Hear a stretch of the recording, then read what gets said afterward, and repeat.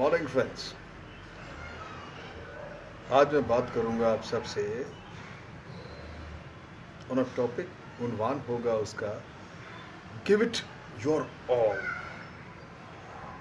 मैंने कई बार अपनी ज़िंदगी के छोटे छोटे जो तजुर्बात हुए उनसे उनको शेयर करके और एक मैसेज सबको देने की कोशिश की। वो शायद वो अपनी ज़िंदगी में शामिल कर लें तो उनकी ज़िंदगी संवर भी सकती है, वो कामयाब भी हो सकते हैं, वो कुछ भी कर रहे हैं।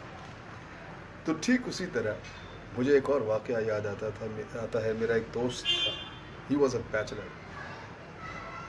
दिल्ली में बैटल ऑनर्स मेस में वो रह रहा था। एक दिन उसने संडे को हम सबसे कहा कि भाई ऐसा है कि आप लोग सब आएँ और will have lunch together. Fine, we all get together. जब वहाँ पहुँचे तो अचानक ये मालूम चला उसकी जो मेट थी वो bachelor friend of mine, her his maid has ditched him and she didn't tell him, you see, and he was left alone, all by himself, or for himself to do everything. And he had decided not to get food from outside, and it will be everything cooked in his room only. Now जो मैंने नज़ारा देखा कि he was left to fend for himself and cope as best he could do, and he therefore flew from cutting of fruits for a truffle pudding to grinding masala in the mixie for the fish, then from cutting the chicken to seeing that the milk doesn't boil over. He was running from one side to another, you see.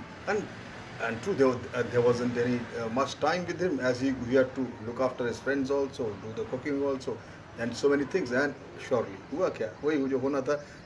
I could see that he was in a state of definite and sure panic. अब यहाँ से मेरे उन्वान शुरू होता है, तो मुझे ख्याल आया कि but was he doing? Actually, it didn't help him at all. It does not matter in whatever situation you are in and wherever you get struck. Instead of rushing around doing several unconnected things at once, he could have collected his wits and explored multiple options. उसके बाद ऐसा हो गया तो क्या करना चाहिए? You're the good Fauji. And then he would have made a small plan of action. What has to be done peacefully? Or I think the best he could have done it, he would have jotted down before the thing, jotted down the piece of paper and how to tackle the core in turn. My friend, my topic is only a simple thing. I quoted this incident. If you put down on a paper all the things you want to do it systematically, logically, it has a very comforting, it is the best and comforting way of not seeing so frightened in any emergency. And then he could have tackled each core in turn while concentrating his attention to one item of the menu, whatever he was making. He could have also done small preparation for the next item instead of fleeting from job to job, work to work in that flustered, haphazard way he was doing. We all was helping him the best we could do. None of us were cook, and in fact we are creating more problems. But we ensured that we got the food in time in the table, and we enjoyed, of course. But my point is simple. Concentrating on the immediate job in hand means not letting your mind cluttered with all the jobs that will follow. Very simple. Not only does it give you a relaxed approach of what you are doing, concentration in fact is a very necessary precondition for succeeding in anything. Concentrate fully, whatever you do, smallest, insignificant. If you want to do it with full concentration, give it your all, whatever you have. In play, for instance, just watch the concentration of the best players. It's amazing. Watch any tournament. Watch any tennis tournament, cricket tournament, or hockey or basketball. It's amazing. Yeah? Even chess. This Miss friend Anand sits for hours thinking of the next move before he does it. Actually, because he thinks of 10, 20, 50 moves of his partner. In a tennis tournament, you see the passionate players and the boys. You just see the degree of concentration these people have. In work, the greats of all time, my friend, in all spheres of life, have had the greatest quality, this quality in a very high degree. Great soldiers, great statesmen, inventors, explorers, renowned school teachers, scientists, and surgeons. None of these could have achieved this greatness had it not been for this remarkable quality of concentrating intensely and passionately involving in the work they are doing it. And to the exclusion of everything else. I was hearing a video of a friend of mine quoting few examples. The passion alone does not work. It works, my friends. Concentration works, my friend. Anything you do, you yourself must have discovered how a degree of higher concentration goes far to help you succeed in something you are doing. Whether it's study, writing some important draft or piece of paper, reading. When you put all your powers of concentration into what you are doing, your memory seems to grow keener, sharper. Your intellect seemed sharpened. Your understanding and appreciation of the subject seemed somehow deepened, and you find in yourself powers which you never dreamed you ever had. So my dear friend, give it all, whatever you do. Concentrate in anything you do, fullest. Even in the purely mechanical things like typing or acquiring mastery in difficult passage in a piece of music, you find that concentration, which in these cases means sustained and intense practice, makes your performance far superior to what would have been otherwise.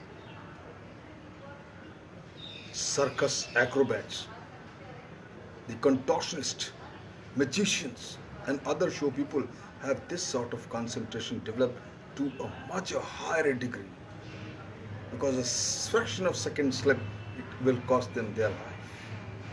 You just can't afford to be not to be fully concentrated. Apart from the fact that concentration helps you master anything you want to do, my friend, it is worthwhile goal in itself, simply because whatever is worth doing well. One of the beautiful quote, whatever is worth doing is worth doing well.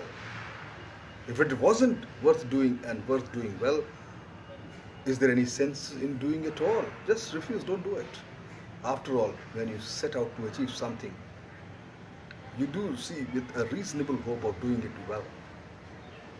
And you can't hope to do a thing unless you give it all your concentration of which you are capable. I've heard this quotation, twisted around quite amusingly. Whatever is worth doing badly. What it is supposed to convey is that hardly anyone would attempt to do anything if he always sets himself very high standards of excellence. After all, there must be so many things in the world that you would like to try.